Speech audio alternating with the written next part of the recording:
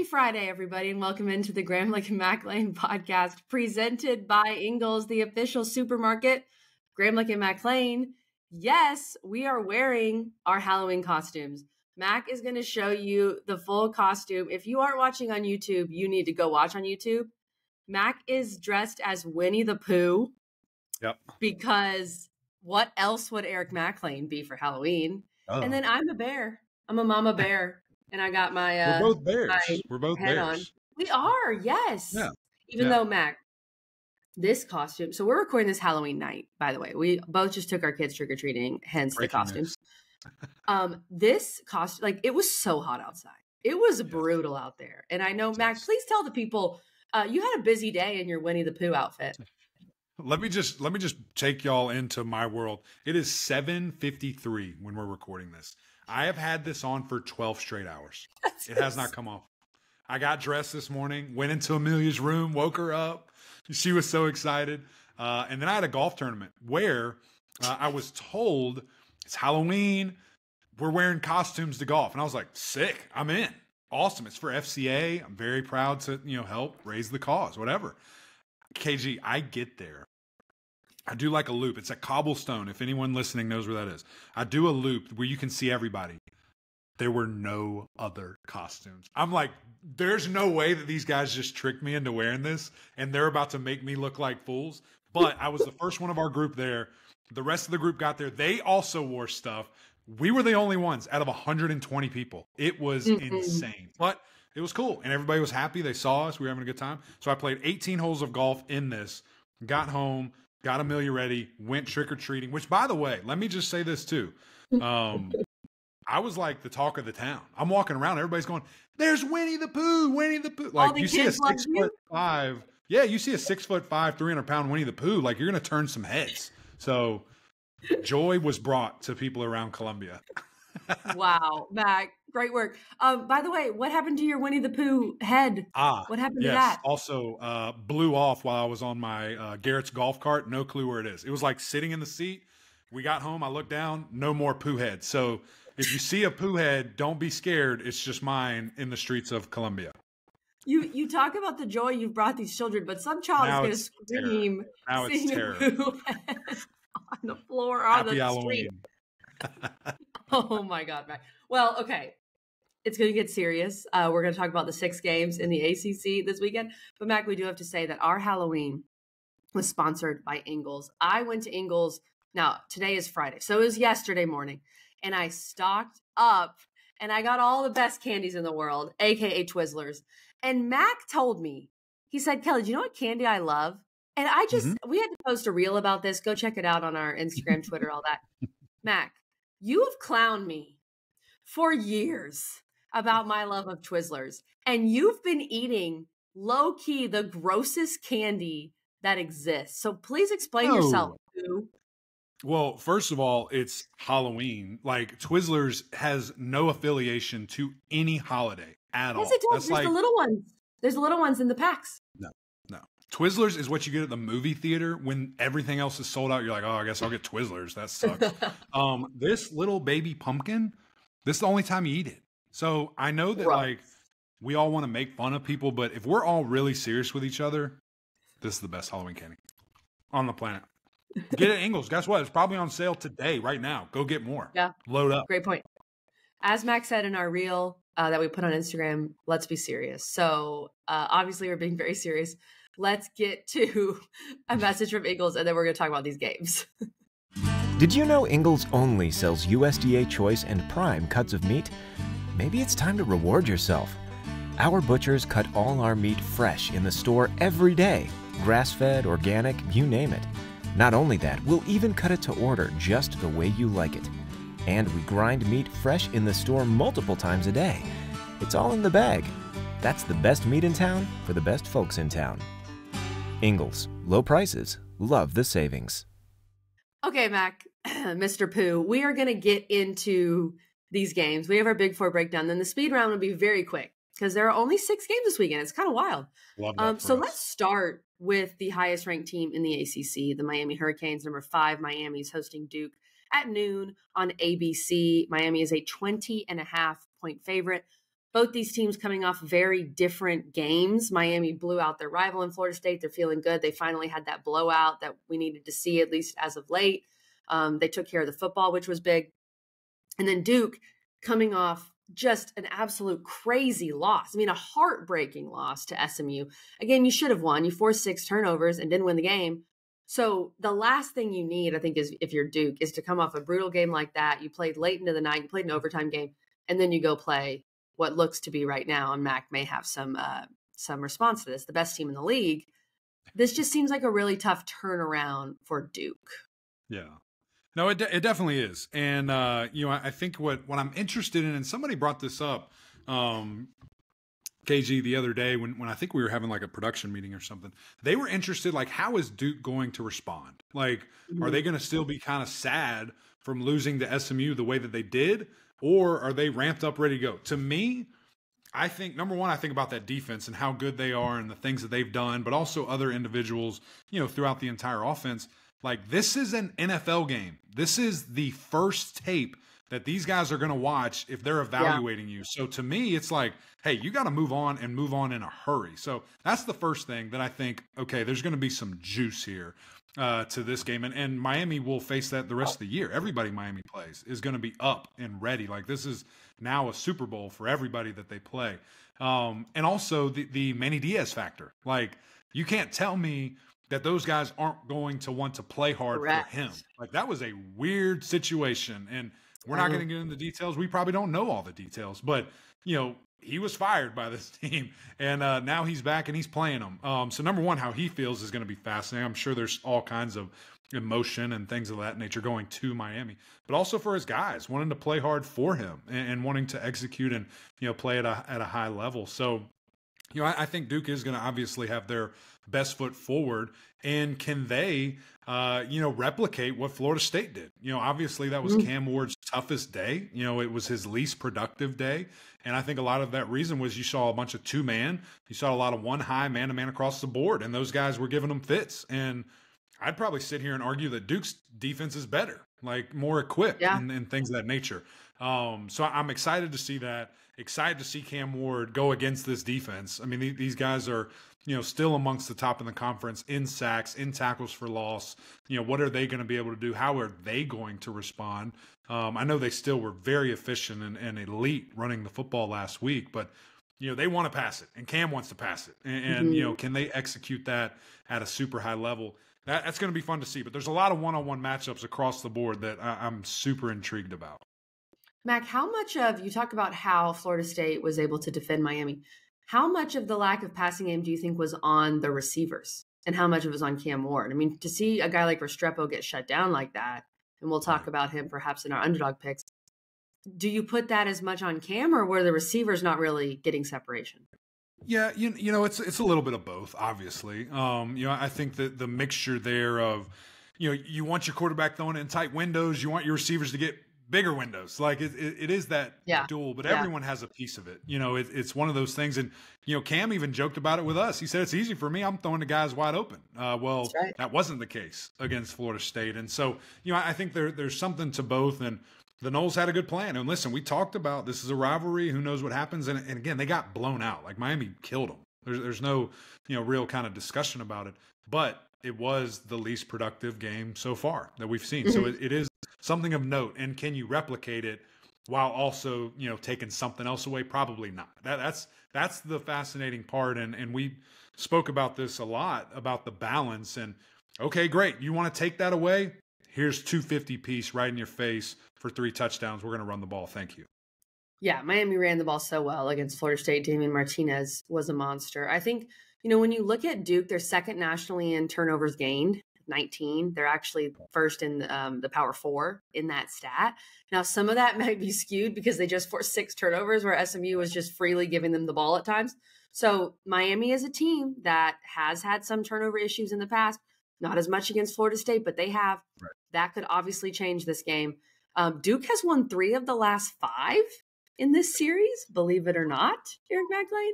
And Miami, on the flip side, has scored 36 plus points in every game this season. That's, to me, kind of where the separation is. Right. I think the Duke defense can hold up. but I'm not sure the Duke offense can do much. Even though this Miami defense at times maybe hasn't looked as good as we thought it would, Duke has struggled to score. And I mean, Malik Murphy did look better. They were connecting on some deep balls against SMU. Right. But if Miami's going to score in the 30s, I don't see Duke doing that. But Mac, this number honestly seems pretty high to me. What are your thoughts on the number, on the 20.5? Yeah, I'm right there with you because it's moved a bunch. It started at 21 and then it went up to 21.5 and then it went down to 20.5 and I think it's at 20. I just pulled it back up on ESPN Bet and it's at 20 right now. I still think that's a ton of points. I don't know. I mean, maybe, but Miami, let's not forget, for over a month did not cover. Cover. And so, it's one of those things, okay, we'll see. Now, again, I know they just blew out Florida State. I totally get it. And I'm not saying this is any indictment. I just think that's a big number. And, quite frankly, I'm probably taking Duke with the points, but I think Miami wins 14, 17, whatever it is. Good, comfortable win. But I don't know about 20. That's a big number. Yeah.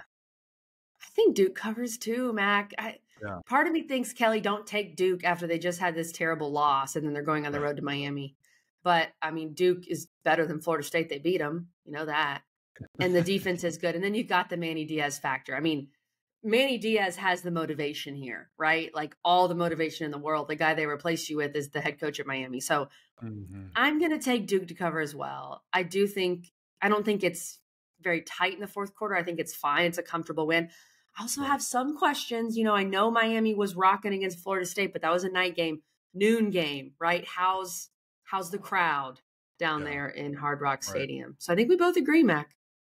Which is weird. I don't know if I like it, but it's just it's an outrageous number. That's an outrageous number. It's huge. Yeah, I agree. Like I just realized I'm so bummed that the Cal Bears are not playing this weekend because I am a Bear. What a miss. All right, let's get to we've got Bears, we've got Tigers, we've got number 11 Clemson hosting Louisville, 7:30 p.m. ESPN.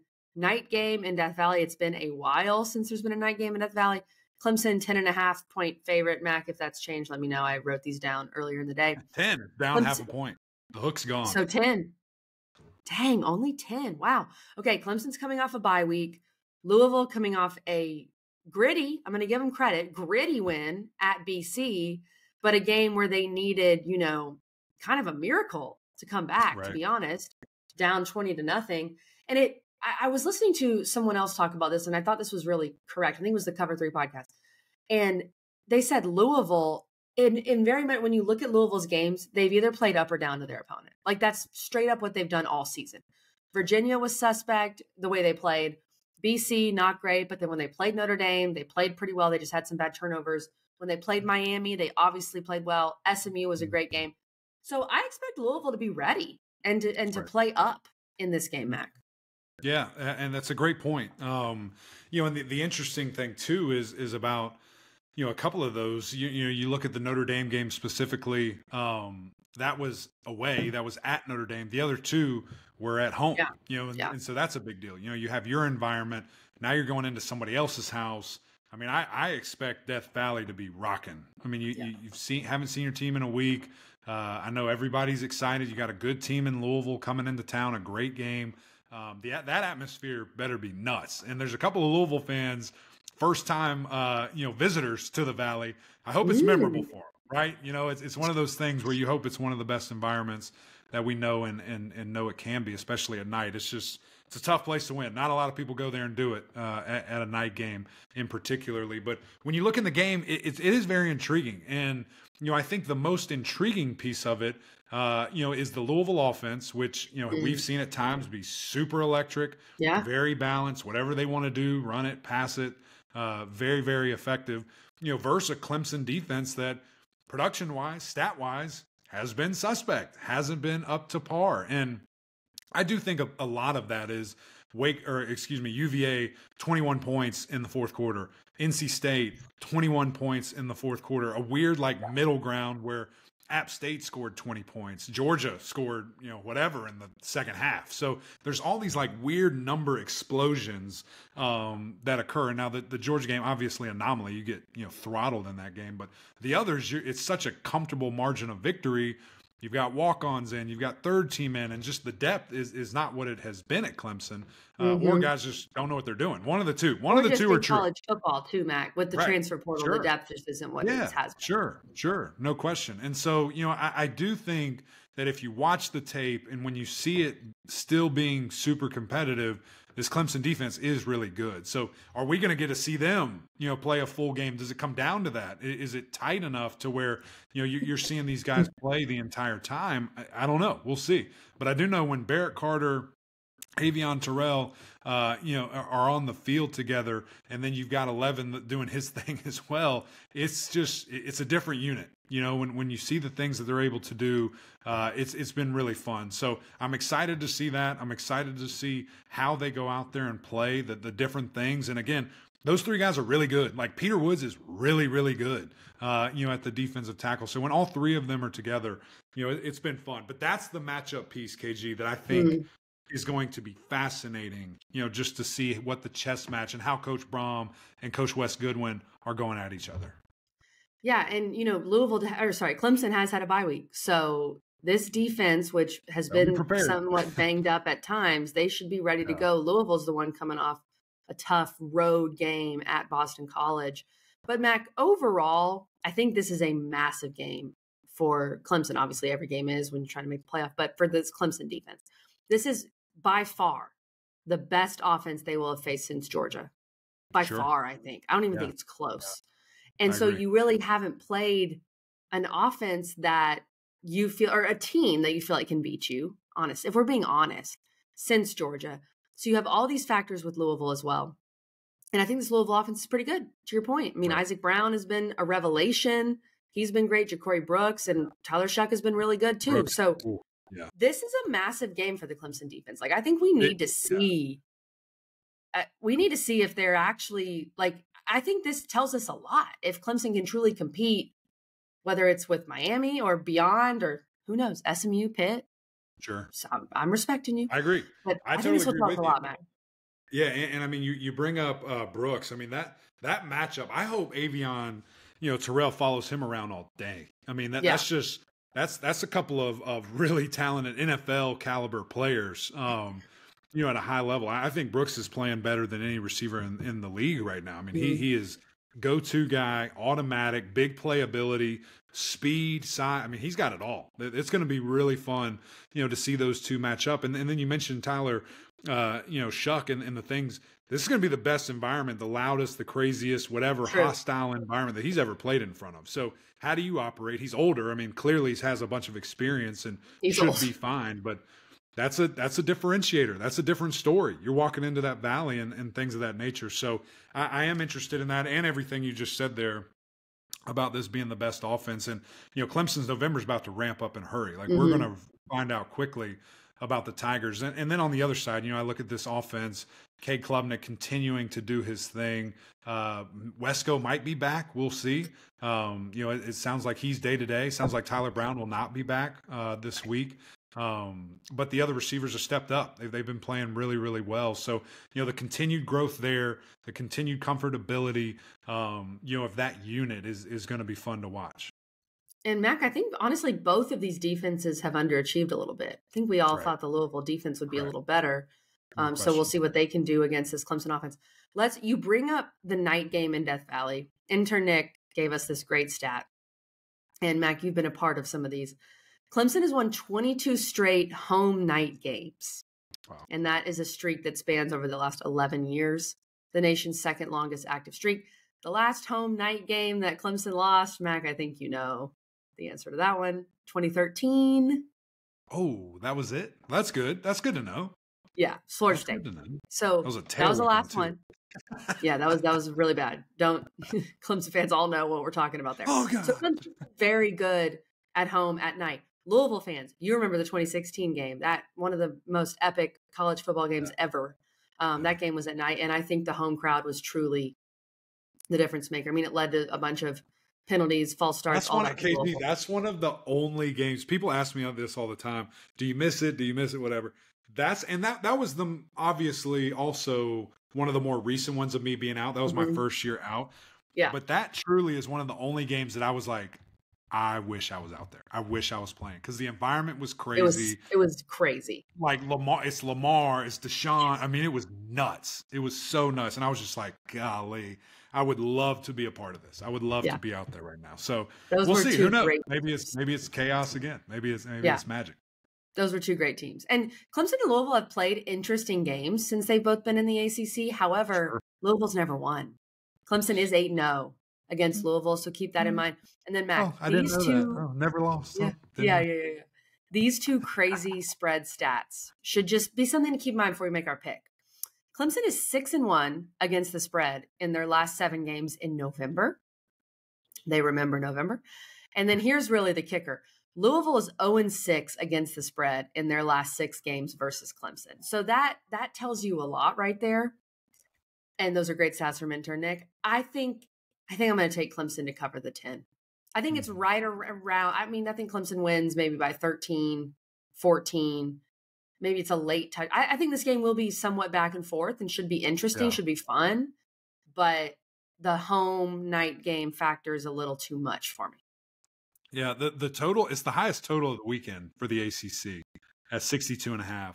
Oh, yeah, that's high. I think Clemson wins by a couple touchdowns. And maybe it's late. Maybe they hit a touchdown late to go up 14 or whatever it is. But yeah, I think they cover. And again, I think that November is different. You've said it a handful of times. November is different for the Clemson Tigers, and they crank it up. And I've been a part of a lot of that. And, Coach Sweeney just has it in another gear and understands it. And especially when he's in position to win a championship. I mean, it's, the last handful of years or spottily, whatever, that hadn't necessarily been the case, specifically last year, being, 4-4 at one point or whatever it was. So they're in a dangerous spot and they know it, and they know what the run that they can go on and what that'll mean for them.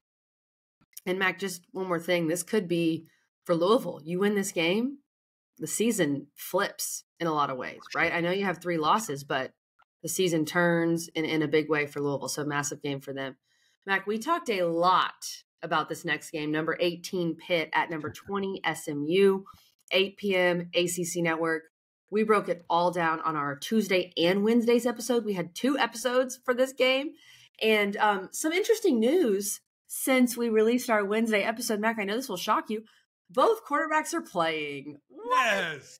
Who would have known? Who would have thought? Eli got that dirt out of his eye, right? He's good? Oh, thank the Lord. I mean, we said that, in a nice way on Wednesday, like, these guys are playing. What are we talking about? Okay.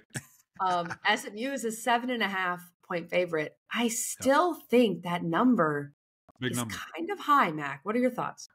Yeah, it is. I mean, it is a big number. And, I think it's one of those things, too. I was actually interested that it didn't move at all once the Eli news broke. So I didn't know if Vegas was already kind of playing that and they knew or what the deal was. But it is a big number. But, I really don't know where to go with this because you dive into it and the last 2 games specifically, Pitt has been playing really good defense. And the last game was such an anomaly. You're just like, can they replicate that? Is that sustainable? Teams. Yeah. It was an anomaly for Pitt and SMU. Right. But, specifically the takeovers, like they went from like near the bottom of the league in interceptions to like 3rd. Yeah. In one game. Is that really who you are? Or was that just a really bad showing and a really good showing, by you? And the bounce back factor, I think because I know where you're going with this, I'm going with the Ponies. I'm going with the Ponies to cover. Okay. I think this offense is for real. I think it's more sustainable. I think we see them bounce back. The environment's going to be nuts.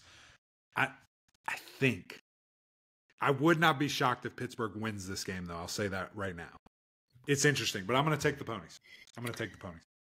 This game is going to be so much fun to watch, honestly. Yes. Before I make my pick. Not wait to I know you're so excited. Before I make my pick, let me just tell you this. Pitt is 6-1 against the spread this season. So that is something to keep in mind.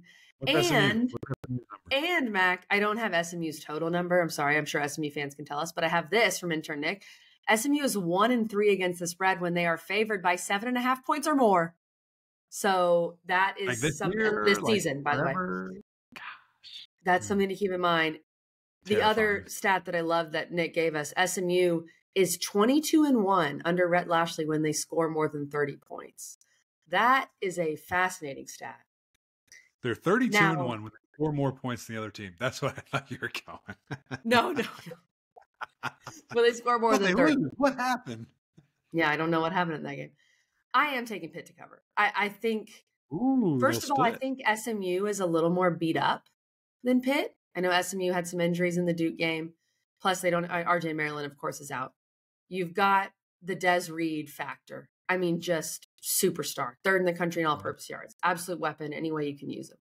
Holstein is fine. Even maybe got some rest, right? Because he didn't. He came out of that game. He hasn't looked like he did in the first couple weeks, but he's still been solid for them. The Cal game was a little rough, but beyond that, and I think this defense, Matt, got like just an absolute shot in the arm. I'm not saying that they are going to have 3 pick sixes in this game and 5 picks, but I think they did get a shot in the arm. And I think Pitt covers. Yeah. SMU fans kind of think Pitt wins. Ooh, money line. Yeah. I love that. That's a great pick. Take the Nardoos. Take the Nardoos. But I love our SMU people, and I love that they're with us, Yeah. And I love Bill Armstrong. What a guy. For sure. I know you'll be hanging out with. You're not getting a Christmas card. It just sounds like you're off. Yeah, or the Christmas wine, honestly, which is a real bummer for me. But you'll send me yours because you don't drink, so it's great. Okay, Max, so we disagree on that one. And by the way, let's do a shameless plug. Watch The Huddle, ACC Network. Mac, please tell us. Just remind the people when you start. You'll be there all day. Just give people the schedule. Come on, I love that. Well, if you're local, if you're there, we're starting an hour early, so it's 10 a.m. Be there, Boulevard. It's going to be popping. I cannot wait. Got a ton of DMs, ton of messages, whatever, of people saying they're there and they can't wait. I can't wait to see that. And then right before kick, we're all day. So as soon as that 3:30 game's over, we're starting it. Probably a 90-ish minute show. We're gonna have the Pony Express, the OGs, Eric Dickerson, Greg James are coming on. Coach Rhett Lashley's coming on.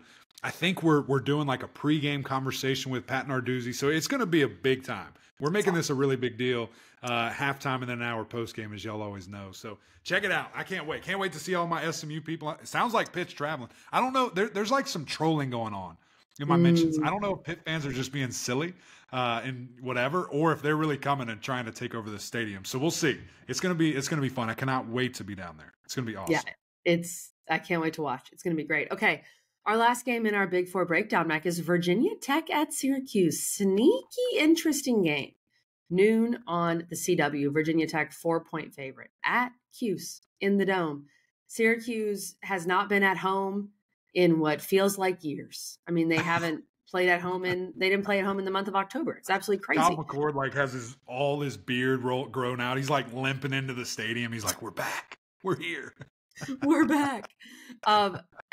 In some ways, he is limping into this game, coming off that Pittsburgh game. I think I saw that he went and spent the night at Fran Brown's house, like over the weekend, just to kind of hunker down and lock in. I know, and he said, Fran still has the utmost confidence in him, all that stuff. You just got to be able to flush it. And I know that's so much easier said than done. I'm not quite sure how he does that.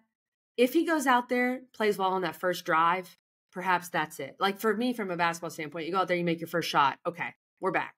Is that what it's got to be, Mac? Like it's got to be a clean, really solid first drive? Yeah, that's a great point. Just looking at athletes and how we work, and I think it is. I mean, you want to have those easy completions. Like he needs to see himself complete a pass and quick. Like I want quick hitters. I want easy, boom, boom, boom, one read. Here's where I'm going with the ball. Type of things, and get in a rhythm. Because it wasn't necessarily like. Again, you go back and watch that game. It was crazy. And there were some bad plays, but some were just tips. Like guys weren't, coming down and making competitive plays, and Pittsburgh was. So I never questioned like his ability. He still threw it for 330 or whatever it was. It was just a ton to the wrong team. And so you have to flush it. That's why quarterback is the hardest position in sports. Is you have to have amnesia because you make it all go, brother. You can't have a bad day, and you certainly can't have 2 bad days in a row. And this is a really good Virginia Tech team that's finding their identity, finding their way. Offensively haven't been super explosive, but very efficient. And we've seen them do it a handful of different ways. So this is a great quarterback matchup, a great running back matchup. I mean, you see with Allen for Cuse and of course Bashal Tootin for Virginia Tech there. So I can't wait to see it. It's going to be fun. But I will say this: APR might break a record in this game. Like he might. We'll see. He might break a record. And if I'm Virginia Tech, I'm trying to. I'm moving him around. I'm standing him up. I'm letting him do his thing. Just go hunt. Because guess what? Syracuse is going to throw it 50 times. I mean, that's what they do. He's thrown it 60-plus twice already. That is insane. Crazy. So go hunt. Go off. Aeneas Peoples, do your thing. Those guys might have a day. We'll see. Yeah, I think you're right on that, Mac. Like the Syracuse offensive line has given us some pause at times, and they just throw it so much. I mean, that's part of it. That's and hard. APR It is part of it. Yeah. APR has been a monster lately. I mean, he's been crazy. I think with Virginia Tech, like they have to run the ball better than they did against Georgia Tech. They only ran it for 99 yards, and that was game, a weird game. That was just so weird. Yeah. They punted 10 times and won. Like I just don't even know how that happens. And of course, Georgia Tech played two quarterbacks. They don't have Haynes King. But I think if you go up Syracuse and punt it 10 times, you're not winning. So they're going to have to be much more efficient offensively. Right. I think Syracuse bounces back a bit in this game, Mac. I'm not quite sure who wins because we never know. But I am going to take Syracuse +4. I like Syracuse covering at home. This is where you have to prove to me, Mac, that we are in a new era. Like this is not the old Syracuse. This is Fran Brown. This is a different culture. Like this is where you have to prove that, right? You can't just go out here and absolutely fall apart in November, beat somebody, finish 6-6, and go to a bowl game. Like that's what they've been doing for the past 5 years. They're still 5-2. Yeah. They're still 5-2. So maybe I just want it to be for Syracuse. So I'm going to take Syracuse. Not a hater. I'm not a hater. They're always 5-2. And then they're I know, but Matt, this is a different coaching staff. They brought in a lot of new pieces. It's got to be different, right? It's not like it's just built into Syracuse that because you live up there, you're going to lose every game in November. Right. You play in a dome. It can't be the weather. Like you said, you got to show me. You got to prove it to me. And I'm going the opposite way of you. Show it to me, and then I'll pick you. I'm not picking you and then hoping you show it. I'm going with the Hokies. I think no belief.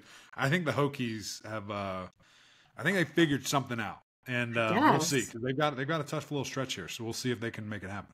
Yeah, they do. All right, we disagree on that one, Mac. Let's get to our friends over at Underdog Fantasy. Use our code GMPOD. Get up to $1,000 in bonus cash. And do that right now. They have all these games up here. I was looking at the Duke-Miami game, Mac, and Cam Ward, his passing yards are kind of down for this one because they were down against Florida State at just 308.5. That's a very interesting one right there. To say they're kind of down at just 308 is insane, right?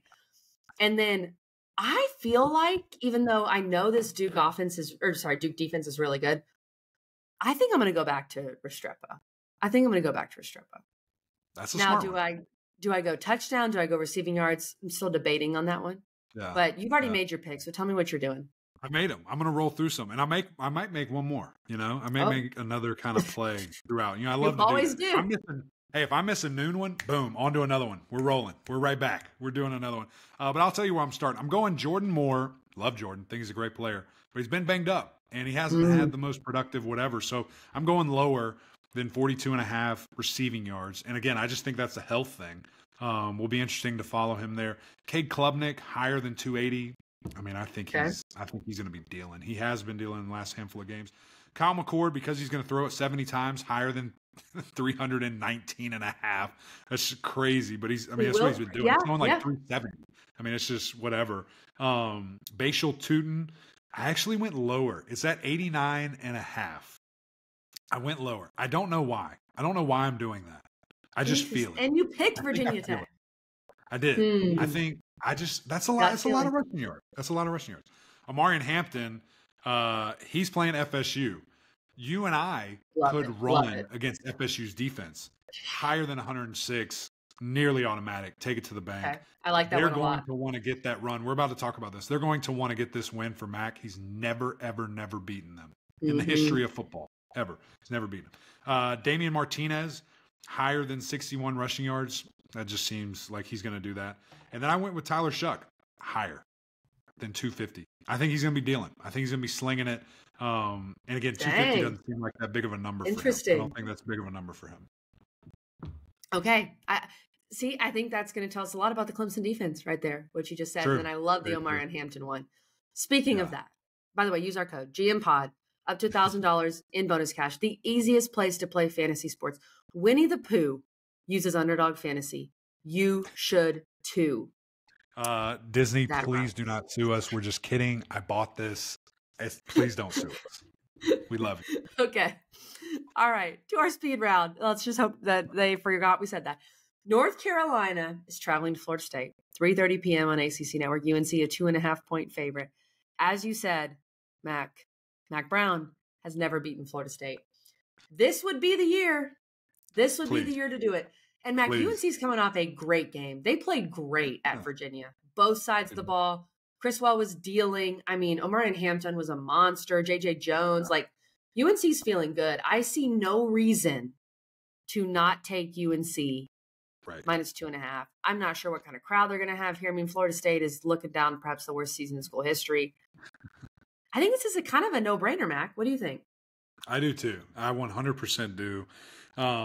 Give me the heels. First time ever for Coach Mac Brown. Big deal. Getting it done there. I think they run to a victory. I think obviously, Kamen Rucker being back, being healthy is a huge deal. That dude should have another massive game, another massive thing. Yep. And I think, when you look at just how they're playing, if they can keep channeling that, that's great. That's amazing. And, unfortunately for FSU, they're going to stumble again and fall to 1-8, which is it's unbelievable. It really is. I feel like we overuse the word unbelievable, but it is actually unbelievable. Like if you had told me before the season, I would have absolutely not believed you. No. That's the definition of unbelievable. Would have bet any amount of whatever you want. That there's no way. Just unbelievable. Okay, last game, Mac. NC State is hosting Stanford noon on ACC Network. Stanford has been all over the world, and now they're going back to the East Coast, and they are so beat up. They're playing two quarterbacks because they really don't have one. And NC State, Mac, they're 4-4 with 4 games remaining. This is a huge game. Like if you want to go bowling, you got to win this game. It's massive for NC State, and they're 10-point favorites. Yeah, it's a really big deal because you look at the rest of the way. You're playing a salty Duke team at home. You go to Georgia Tech, and then you go to North Carolina to finish it off. Who's playing well? All three of those games, I'll just pull it up live here for you. They have a 40% chance to beat Duke, which obviously they think you're losing that game. You have a 20% chance to beat Georgia Tech. And at North Carolina, you have a 30% chance. Wow. So literally, these next 2 games are your best shots, so they say, and making it happen. Now, we know how these games go. We know how this team plays, and who knows? And they've been pretty strong in November, at least last year for sure were, and finished strong there. So I'm excited to see CJ Bailey again. I think he's a great player. I think he's going to be really, really fun to watch for years to come, in the ACC and at NC State. So, you're kind of banking on that and seeing these other young guys for the Wolfpack continuing to step up and play at a really high level. 10 is seemingly a big number, but I think it just shows the incompetency right now of Stanford. Like, give me the points. Give me the points. I agree. And I think Stanford traveling back, they're already beat up. Yeah. They don't know who their quarterback is. I like NC State to cover, Mac. And honestly, I've liked this episode a lot. It's been great. But I got to go. I got to go continue my bear ways here on Halloween and got to go eat some candy. That's definitely what I'm going to do. I'm going to eat my Twizzlers, Mac.